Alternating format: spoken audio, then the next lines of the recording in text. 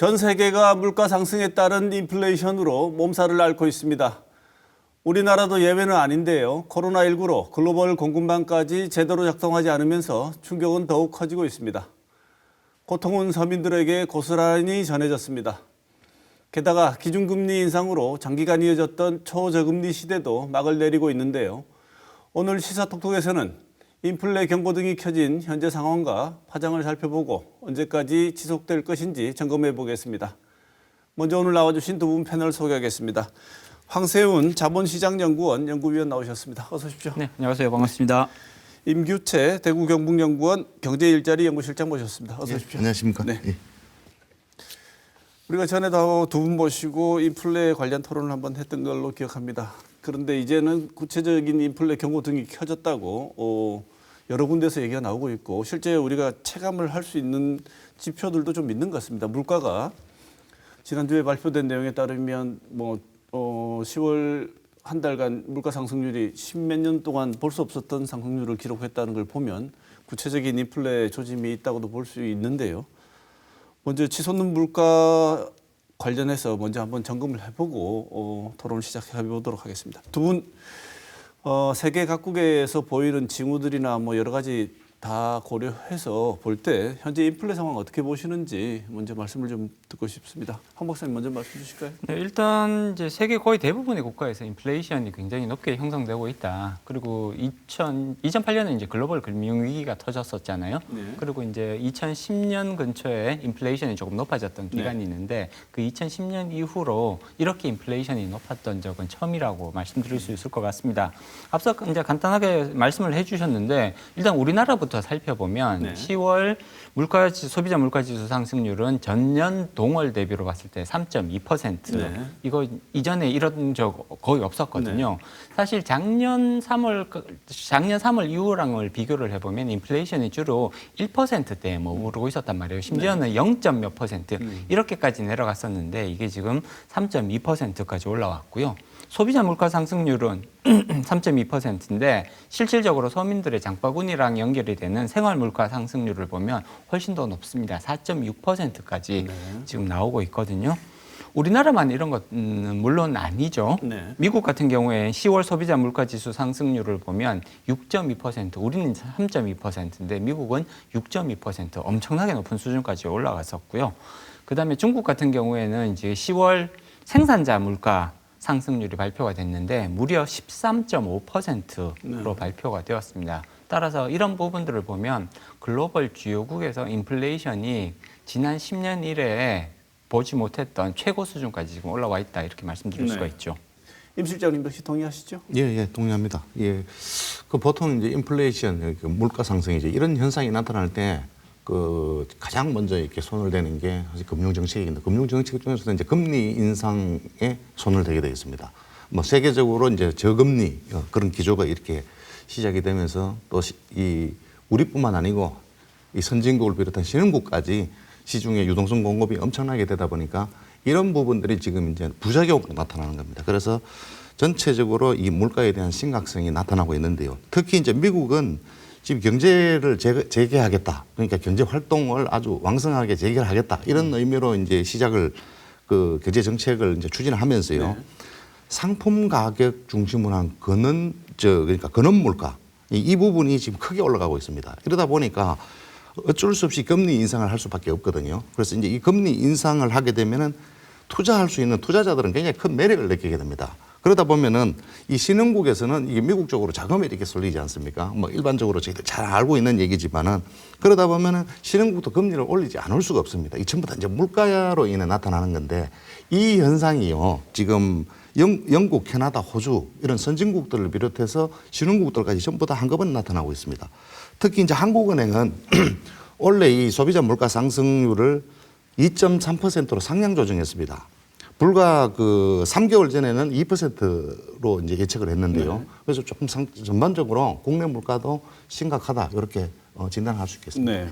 지금 말씀 주셨지만 물가 상승의 주된 원인이 1번 국제 유가가 너무 많이 올라갔고 원자재, 곡물 등 이 세계 공급망이 다 같이 연결되어 있는 이 상황에서 이 원래 원자재 가격 자체가 올라가기 때문에 물가 상승 압력은 뭐 피할래야 피할 방법이 없다는 것 같은데요.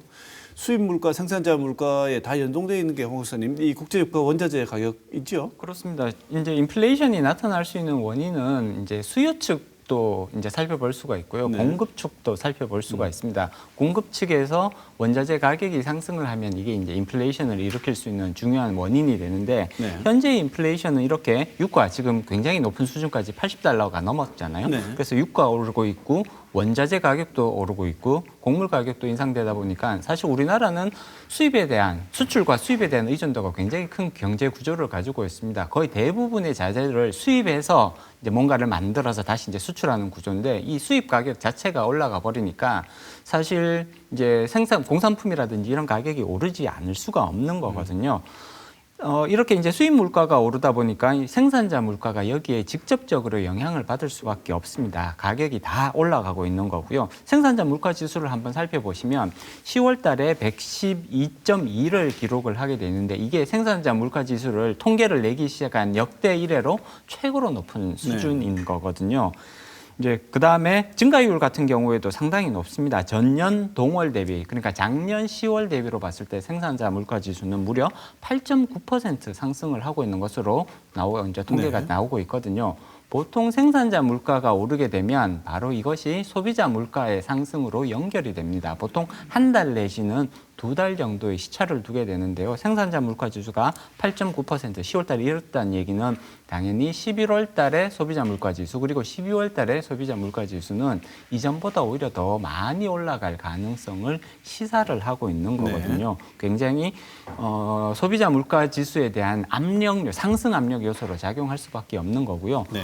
유가나 혹은 원자재 가격이 계속해서 고공행진을 보인다면 연말까지는 기본적으로 생산자 물가 지수가 8%대 내지는 9%대까지 상승할 수 있다. 이런 이제 우려가 제기되고 있습니다. 네. 지금 생산자 물가 지수가 8.9%고 거의 9%에 근접을 했다면 소비자 물가 지수 상승률은 최소한 이것보다는 더 높다는 얘기죠. 아닙니다. 보통은 생산자 물가 지수의 상승률이 소비자 물가 지수의 상승률보다 더 높게 나타나고요. 이게 소비자로 연결이 될 때는 보통 이 가격을 바로바로 전가시키지는 못하거든요. 네. 천천히 반영하는 구조를 가지고 있기 때문에 생산자 물가 지수가 8.9% 상승했다고 해서 그럼 소비자 물가 지수도 8.9% 상승할 거냐? 보통은 그렇지는 않고요. 이거보다는 상승폭이 훨씬 낮게 형성이 됩니다.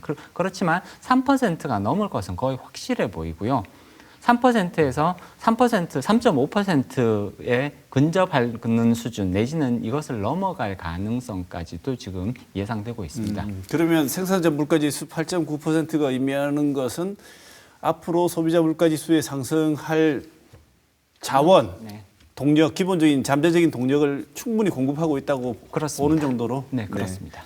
그럼 단기간에 꺾일 구조가 아니라는 말씀이시네요? 그렇습니다. 일단 인플레이션이 이렇게 높게 형성되기 시작을 하면 이게 한꺼번에 꺾이는 방식으로 조정이 되는 것이 아니고요. 계속 보통 이제 모멘텀이라고 부르죠. 네. 그 상승 추세를 계속해서 유지하는 경향이 있거든요. 따라서 12월 그리고 내년 1, 4분기까지는 계속해서 인플레이션이 높은 수준을 유지할 가능성이 높다라고 해석할 수 있습니다.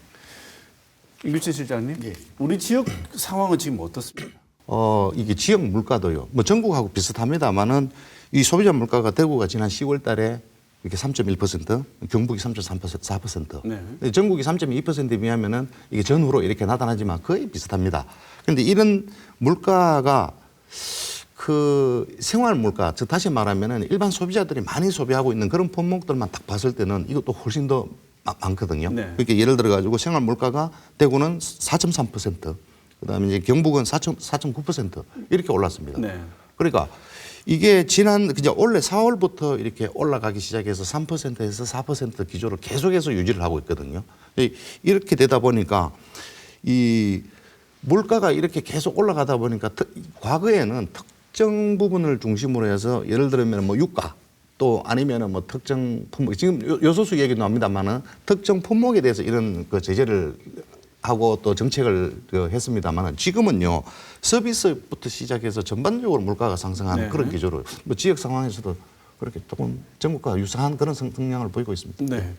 물가가 3.2% 정도 오른다는 것은 참 10년 만에 처음 있는 일이고 수치가 놀라운 수치다. 긴장해야 되는 수치란 건 분명한데 그래서 정부가 꺼내든 카드가 금리 인상입니다. 금리 인상인데 물가 조절을 위해서 금리 인상 카드를 꺼낼 수밖에 없다고 설명을 하는데 이 점에 대해서는 황 박사님 동의하시는지 그리고 그 금리 인상이 되고 난 뒤에 물가 조절 효과가 과연 가능해질 것이라고 보시는지 의견이 어떠신지요?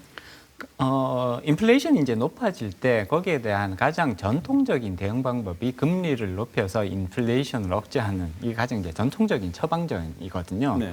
근데 인플레이션이 이제 앞서도 말씀드렸듯이 두 가지 요인에 의해서 그러니까 수요 측, 수요가 갑자기 많이 늘어나게 되면 그러면 제품 가격이 올라갈 수밖에 없는 거잖아요. 네. 이렇게 발생하는 인플레이션이 있고 반대로 공급 쪽에서 교란 요인이 생기면서 공급이 위축이 되면 그럼 수요는 여전히 비슷한데 공급이 위축되었을 때 또 물가는 오를 수가 있는 거거든요. 네. 이 두 가지 인플레이션에 대해서는 사실 처방이 조금 달라질 수 있습니다. 현재의 인플레이션은 이 수요 측이 폭발적으로 늘어났다기보다는 오히려 공급 교란에 의한 인플레이션이라고 봐야 되는 거거든요. 네. 이런 공급 교란에 있어서는 금리 인상을 통한 인플레이션 억제 효과가 상대적으로 제한적으로 나타날 수밖에 없습니다. 네. 지금 원자재 가격의 상승, 원유 가격의 상승 이런 것들이 인플레이션을 일으키는 지금 현재 가장 중요한 주범들이란 말이에요. 네. 근데 국내에서 우리가 한국은행이 기준금리를 높인다고 해서 그러면 원유 가격이 떨어질 수 있을 거냐? 그럴 가능성은 사실 상당히 굉장히 제한적입니다. 네. 다른 원자재나 곡물 가격도 마찬가지라는 거죠.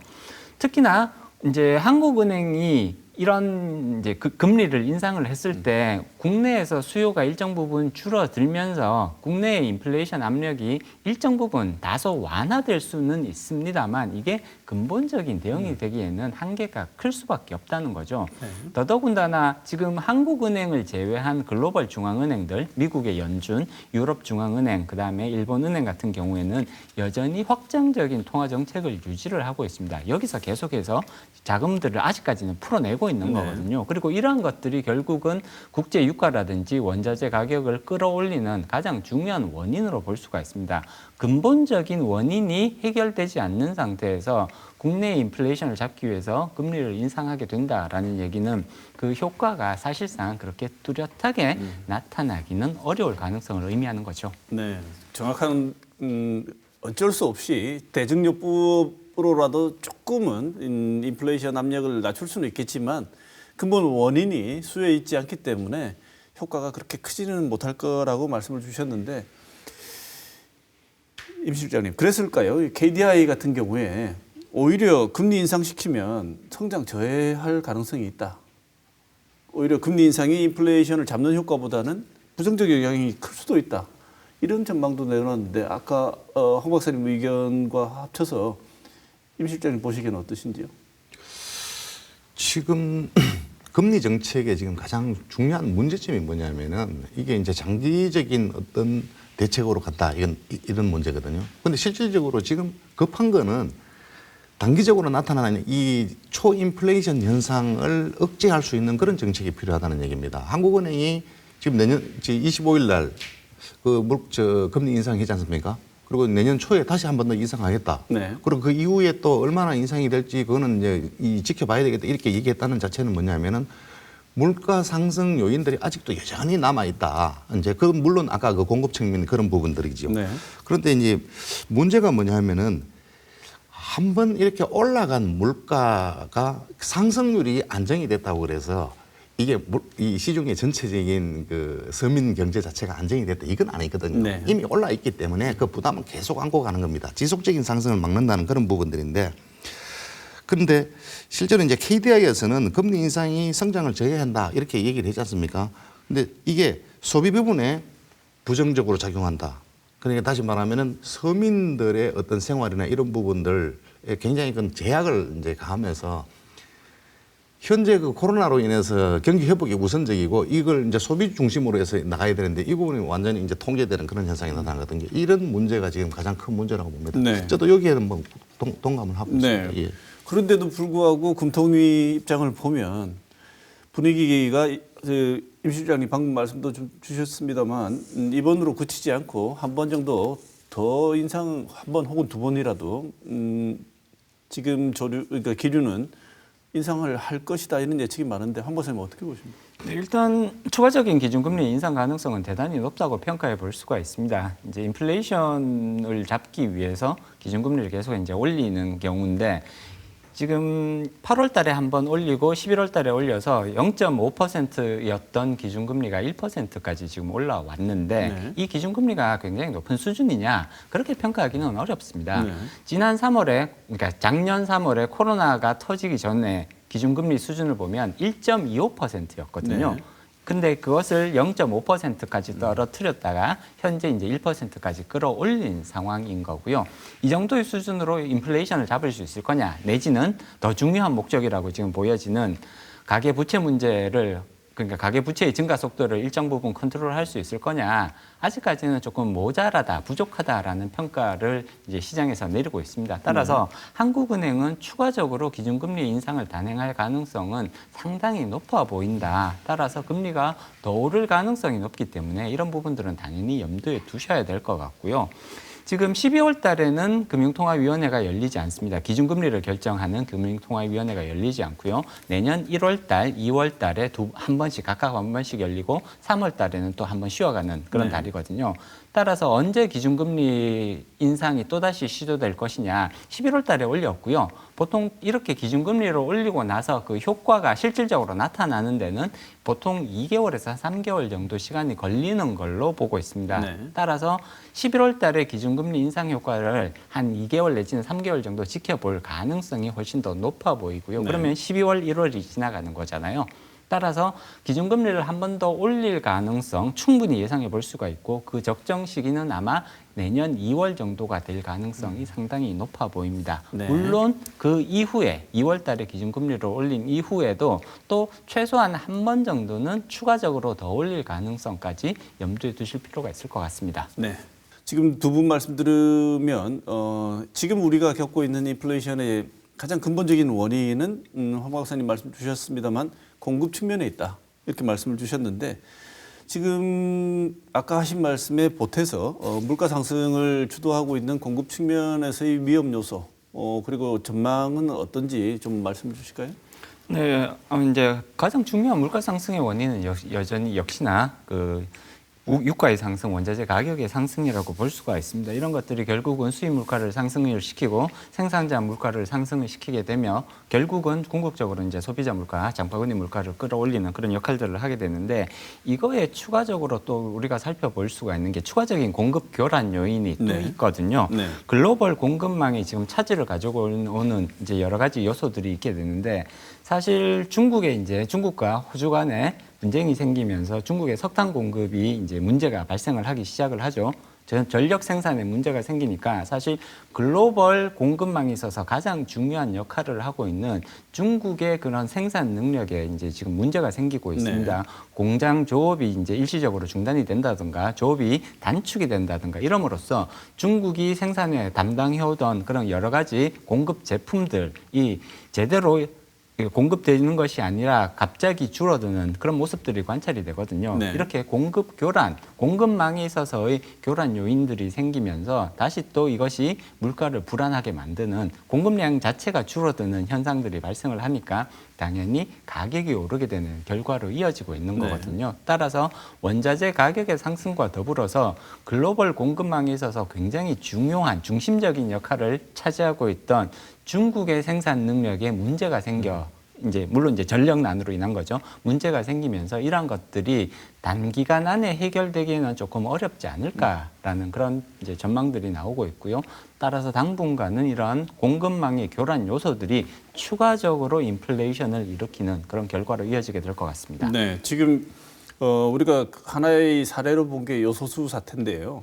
이 여러 언론들에서는 요소수가 끝이 아니고 이런 사소해 보이지만 이런 공급 체인이 끊어지게 되면 다른 여파 파장이 연쇄 효과를 일으키는 요소들, 글로벌 공급망이 끊어지는 거에 의해서 일어나는 리스크가 발생할 요소들이 요소수 하나가 아니고 엄청나게 많이 지금 있는데 준비를 해야 된다 이런 얘기들을 하는데 이런 얘기들, 그러니까 보도들을 보면 리스크 가능성은 다 점치고 있는 것 같은데 이 가능성이 현실화될 가능성이 요소수는 지나갔다 하더라도 여전히 존재하고 있다고 생각하시는 거죠? 예, 뭐 모든 부분에서 다 이렇게 잠재되어 있다 이렇게 보시면 될 것 같습니다. 이제 문제는 뭐냐면은 어떤 정치적인 문제, 그러니까 정책적인 문제.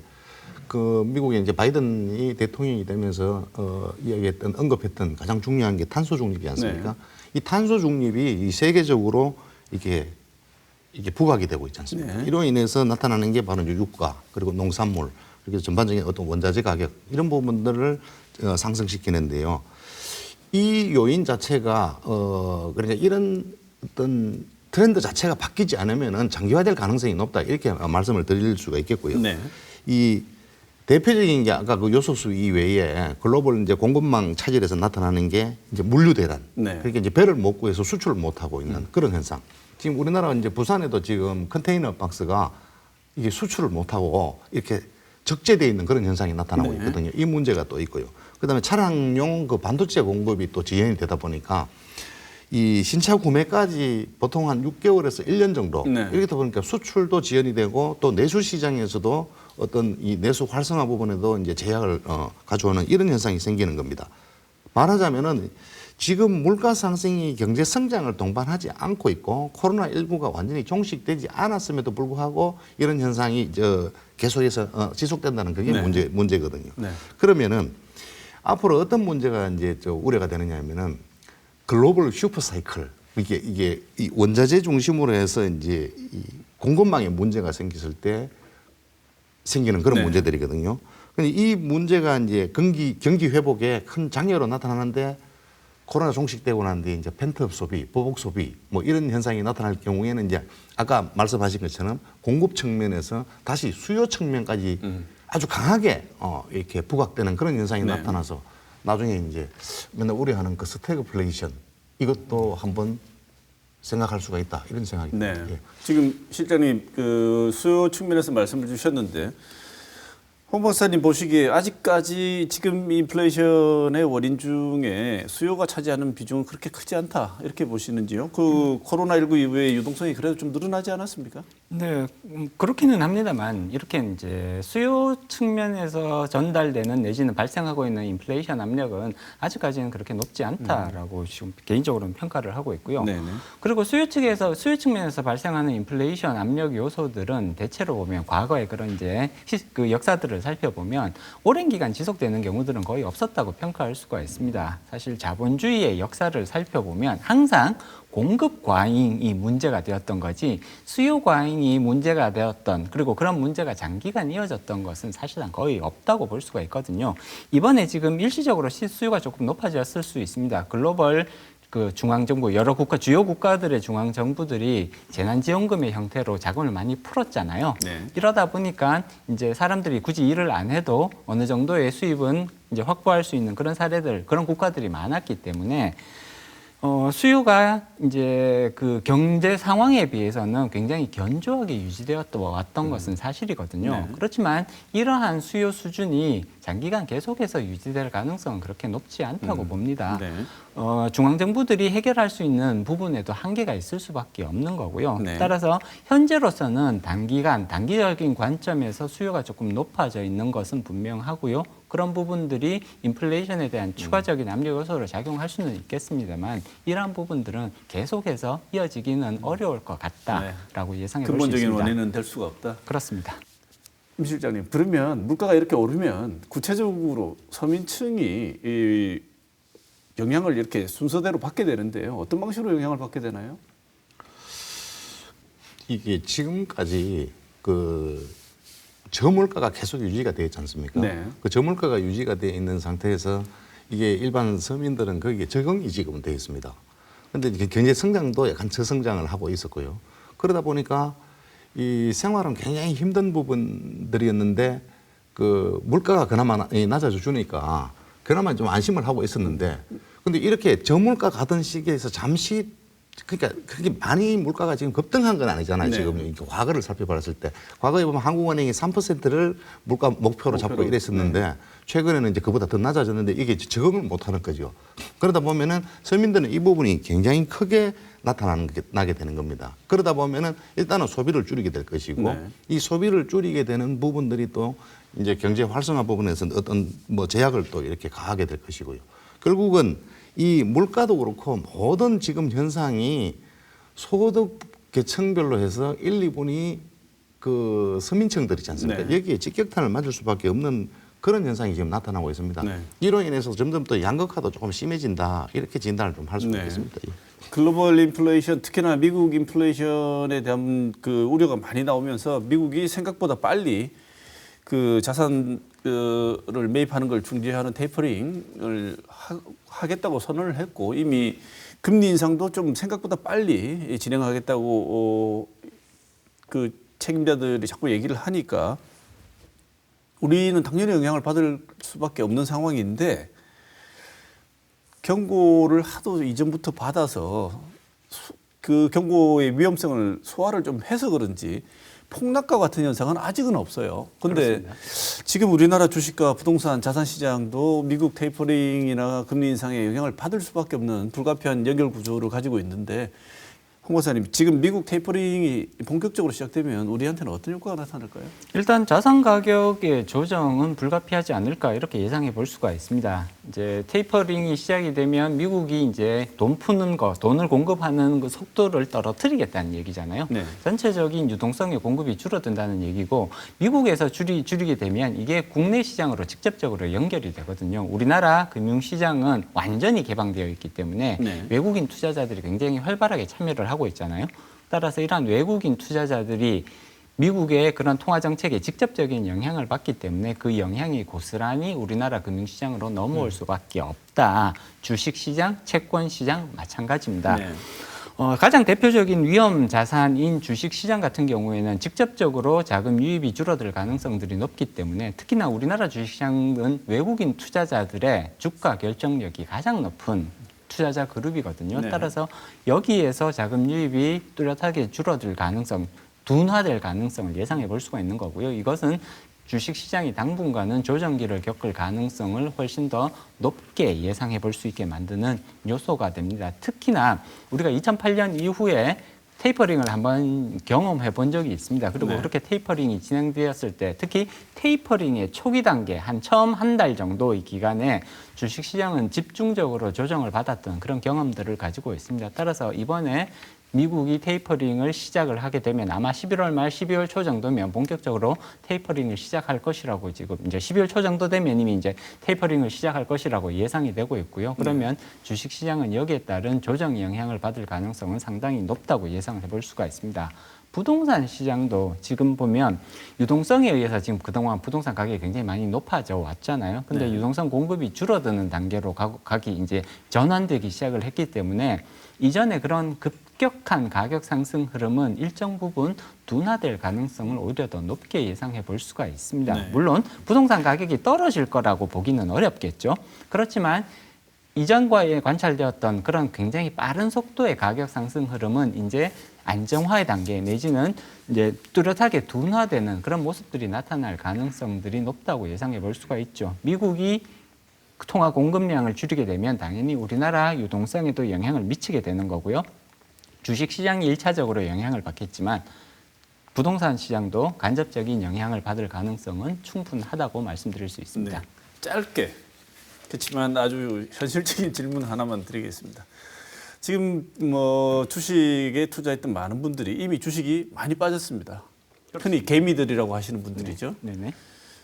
지금 황 박사님 말씀에 따르면 주식의 조정기가 또 온다고 말씀을 주셨는데 이미 생각보다 많이 빠져갖고 지금 주식을 팔고 빠지지도 못하고 견뎌야 한다고 기다리고 있는 분들이 많은데 더 빠진다는 말씀이시죠? 아니, 이제 추가적인 조정의 가능성은 충분합니다만 상당 부분 시장이 선반영한 측면들이 있고요. 이미 다 반영이 됐다? 선반영되어 있는 네. 측면들이 있고요. 물론 테이퍼링이 시작되면 여기서 추가적으로 조정이 조금 더 나타날 가능성은 충분히 예상해 볼 수가 있습니다. 다만 그렇다고 하더라도 조정의 폭이 클 것 같지는 않다라는 말씀을 드릴 수 있을 것 같고요. 최소한 연말 그리고 내년 1월 달까지는 이러한 흐름들이 이어질 가능성이 높습니다. 주식시장 같은 경우에는 상승에 대한 기대감보다는 약간의 하락 내지는 이렇게 조금 횡보세를 보일 여기에 대한 기대감들이 훨씬 더 높거든요. 네. 따라서 주식 투자하시는 분들께서는 이러한 금융시장의 환경을 이제 전반적으로 조금 염두에 두실 필요가 있을 것 같습니다. 그러면 정부가 지금 하고 있는 대책에 대해서 한번 살펴보겠습니다. 정부가 지금 하고 있는 대책이 요소수 공급 열심히 하겠다, 뭐 이런 대책들, 유류세 인하하겠다, 물가 상승 압력을 늦추기 위해서 공공요금을 동결하겠다, 뭐 이런 정도 대책을 내놓고 있습니다. 이 대책 어떻게 평가하십니까? 네, 이런 대책들은 분명히 이제 그 기능들 일정 부분 기능을 할 수는 있습니다. 물론 이런 것들이 인플레이션을 근본적으로 해결할 수 있는 수단이 되기는 어렵거든요. 네. 따라서 인플레이션에 대한 근본적인 대책이라고 평가를 할 수는 없습니다.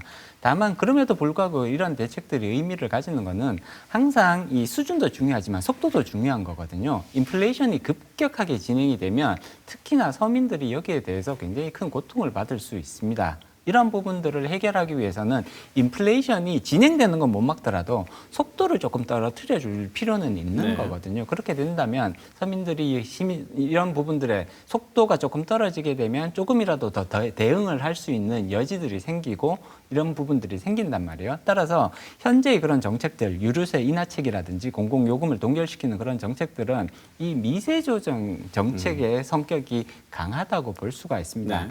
근본적인 인플레이션 대응책이 아니라 속도를 조금이라도 조금 완화를 시켜서 서민들이 여기에 대응할 수 있는 여지들을 조금이라도 더 만들어주자라는 차원인 거거든요. 네. 당연히 정부로서는 이러한 정책들을 적극적으로 시행하는 것이 합리적인 정책 방향이라고 봐야 되는 거고요. 네. 서민들이 여기에 대해서 크게 도움을 못 받더라도 약간의 그러한 이제 대응 능력을 조금이라도 확보하는데 한숨을 돌릴 수 있는 그런 틈들을 만들어 줄 수 있는 정책이라고 평가할 수 있는 거죠. 네. 정부 정책 중에서 뭐 그런 인플레이션 현상을 갖다가 이제 지연시키고 조금 완화시킬 수 있는 그런 정책이 필요하다고 말씀하셨는데요. 그것도 중요하지만은 지금까지 어떤 정책들을 보게 되면은 대부분이요. 어떤 사건이 일어나고 난 뒤에 그 대책이 지금 투입되는 그런 현상이 지금 지속적으로 반복이 되고 있거든요. 그래서 예를 들면은 뭐 요소수도 그렇고 그다음에 이제 반도체 부분도 그렇고 또 심지어는 과거의 어떤 계란 문제 이런 문제도 항상 문제가 발생하고 하는 대책들은 이미 늦었습니다. 그래서 사전 대책을 물가가 오르기 전에 사전 시장 조사라든가 시장의 문제들을 모니터링할 수 있는 그런 체계가 잡히지 않으면은 조금 힘듭니다. 네. 조금 더 촘촘하게 점검하고 미리 대응해야 된다. 그렇습니다. 예.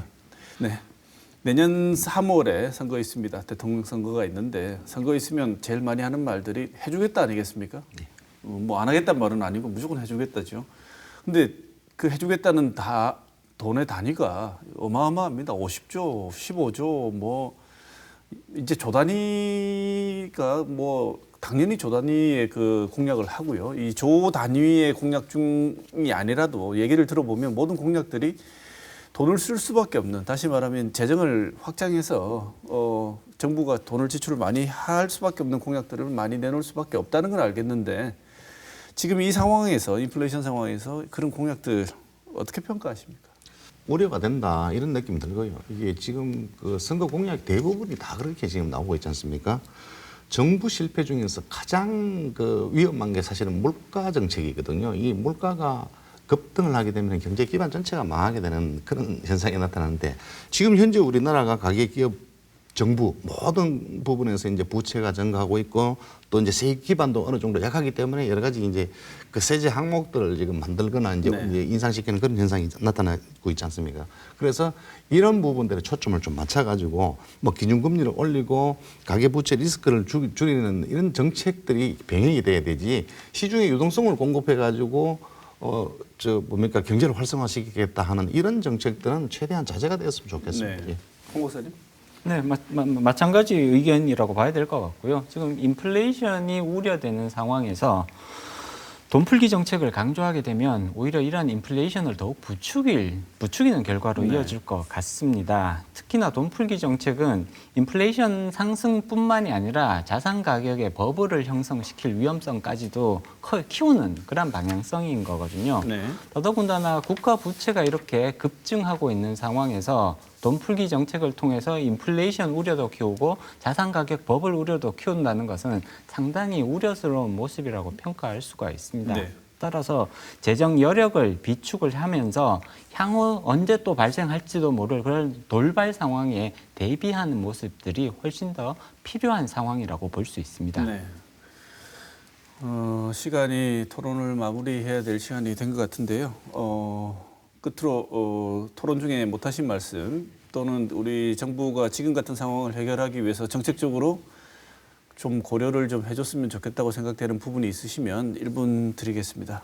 마지막으로 말씀 주시죠. 홍 박사님 먼저 말씀하실까요? 네, 지금 이제 물가 안정이 굉장히 중요한 이제 방향이 되었습니다. 여러 가지 대외적인 요소로 발생하는 물가 불안이기 때문에 여기에 정부의 정책적 대응 능력이 떨어지는 것은 사실일 수밖에 없겠죠. 다만 그럼에도 불구하고 추가적인 공급 교란이 발생해서 물가를 불안정하게 만드는 사태는 막아줄 필요성이 있을 것 같습니다. 재정 적자 확대와 관련된 부분들은 인플레이션을 오히려 키울 수 있는 부분입니다. 따라서 건전 재정을 확보할 수 있는 그러한 추가적인 노력들이 필요할 것 같고요. 중국으로부터 오는 공급 교란도 추가적으로 인플레이션 우려를 확대시킬 수 있는 요소라고 볼 수가 있습니다. 글로벌 공급망이 중국에서부터 벗어나서 인도네시아, 인도라든지 그런 대체적인 그런 국가들을 찾고 있는 노력들이 강화되고 있습니다. 이런 부분 우리나라 정부도 충분히 인지를 하셔서 추가적인 중국에 대한 경제 의존도를 줄이고 대체적인 국가를 발굴을 함으로써 공급망의 교란으로부터 오는 인플레이션 우려를 일정 부분 불식시켜 나갈 필요가 있을 것 같습니다. 네, 임규철 실장님. 예, 글로벌 금융 이후에 이제 우리나라의 이제 금융 정책과 재정 정책이 이렇게 공조 현상이 조금 이렇게 깨지는 그런 현상이 나타나고 있습니다. 지금도 정부는 이제 확장 재정을 지속하려는 그런 상황에 놓여 있고요. 또 이제 중앙은행은 이제 금리 인상이라든가 여러 가지 정책을 통해서 그 시중에 또 물가를 잡고 하는 이런 정책이 서로 이제 상반되는 그런 게 나타나는데 앞으로 이게 정부와 중앙은행이 그 재정 정책, 환율 정책 또 그리고 통화 정책들을 종합적으로 이렇게 공조를 해나가면서 어떤 거시경제 안정화에 초점을 맞추는 그런 그 방향으로 갔으면 좋겠다는 말씀을 좀 드리겠습니다. 네. 오늘 치솟는 물가 그리고 인플레이션 우려에 대해서 여러 가지 이 원인을 들어보고 정책적인 고려사항들 전망 한번 해봤습니다. 오늘 좋은 말씀 주신 황세훈 자본시장연구원 연구위원, 임규채 대구경북연구원 경제일자리 연구실장 두 분 말씀 고맙습니다. 오늘 토론 여기서 마치겠습니다. 고맙습니다. 네.